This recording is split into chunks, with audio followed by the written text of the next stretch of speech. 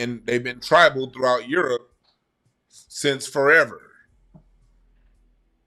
And they've been in the feudalist systems about 1,000 years. About 1,000 years. Little over a thousand years. These people were in that feudalist system. We were slaves for 250.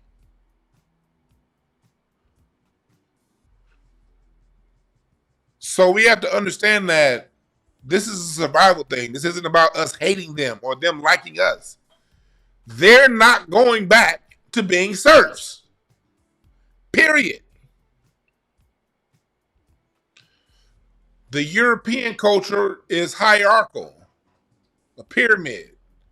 Our culture is more communal when it's uninterrupted. It's a true democracy, our culture. If you want to understand where that could be interpreted, it can be interpreted through jazz. You listen to jazz music. Jazz is the highest form of music on the planet. And it's music that we created. And it's a true democracy. Everybody gets an opinion on what's getting played. When you play some jazz, the song is just a suggestion. Everybody gets a solo, and everybody gets their way and to play a song the way they interpret it. That's Wes Montgomery.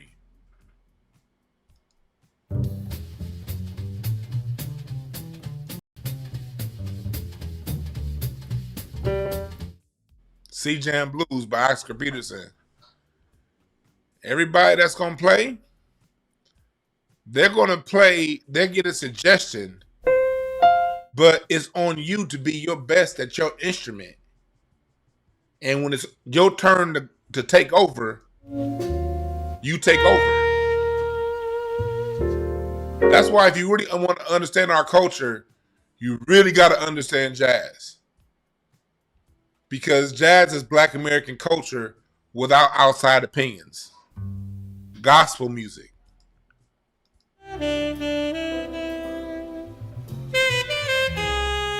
Miles Davis didn't tell John Coltrane what to write. He just said, these are the chords. Now play your thing. And that's how our culture exists. So in our culture, that's communal, that our culture is a culture that you got to prove yourself, though. Not only is it just communal, but you got to prove yourself worthy to speak. If you suck at your instrument, you can't play in that jazz quartet. The only way you get to this true democracy is if you study your ass off, work your ass off, and show yourself approved. Same thing in basketball. Triangle offense. The flex. You got to be able to play within the system, but you have to also be able to be so good at what you do at your role. When it's your turn, you shine in the system. That's how our culture works. Their culture is dictatorial. I'm pointing to you. You do this. You do that. And so when you have a clash of culture, a culture clash, a culture of communal, and a culture of hierarchical, the hierarchical is going to win. And let me tell you why.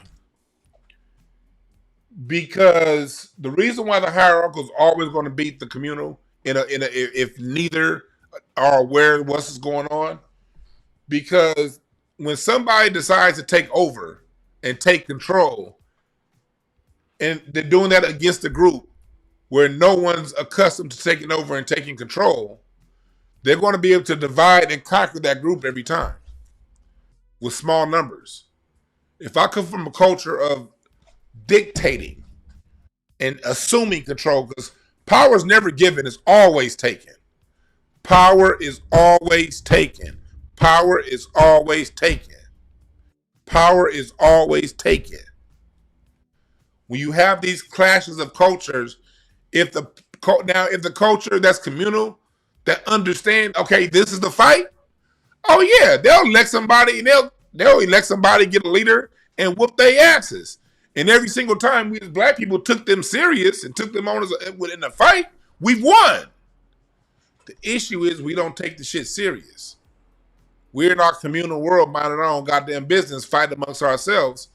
And when that culture that's always used to competing amongst itself, talking amongst itself, gets confronted with a culture that's used to dictating terms, who's going to win that cultural clash? The culture that's being subjugated has to understand the culture of the subjugator. And once you understand the culture of the subjugator, you'll understand what to do. And that's why, if y'all notice, we don't see movies about Europe in the 7th century, do we? There are no TV shows about the Caucasus Mountains 2,500 years ago. The last thing they want is to use their propaganda machine to show explicitly how their culture works and how they got to who they are right now. They're not going to show you that they're propaganda mill. You got to open up a fucking book.